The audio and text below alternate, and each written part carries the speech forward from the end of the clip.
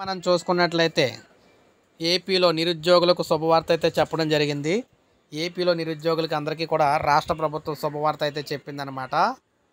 ఏపీలో నిరుద్యోగులకు రాష్ట్ర ప్రభుత్వం శుభవార్త చెప్పింది. ప్రభుత్వ ఉద్యోగాల కోసం దరఖాస్తు చేసుకునేందుకు వయోపరిమితిని పొడిగిస్తూ నిర్ణయం తీసుకుంది.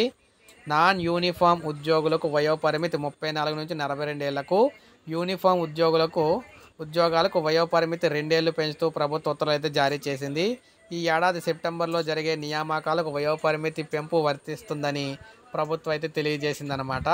సో చూసారు కదా, ఈ ఏడాదిలో తీసే ఏవైతే నోటిఫికేషన్లు ఉన్నాయో వాటికైతే వర్తిస్తుందన్నమాట. సో మొత్తంగా ఇది ఒక నిరుద్యోగులకు అయితే శుభవార్త అని చెప్పుకోవచ్చు ఏపీలోని. సో ఇది మనకు అప్డేట్. ఒక లైక్ చేయండి, సబ్స్క్రైబ్ చేసుకోకపోతే మన ఛానల్ సబ్స్క్రైబ్ చేసుకొని ఫాలో అవుతానండి. మీకు ఆంధ్రప్రదేశ్కి సంబంధించిన అన్ని కీలక అంశాలు కూడా ఎప్పటికప్పుడు మన ఛానల్ ద్వారా అయితే ప్రతి అప్డేట్ కూడా మిస్ అవ్వకుండా అందిస్తూ ఉంటానన్నమాట. తాజా సమాచారం అంతా కూడా మన ఛానల్ ద్వారా ఇవ్వడం అయితే జరుగుతుంది.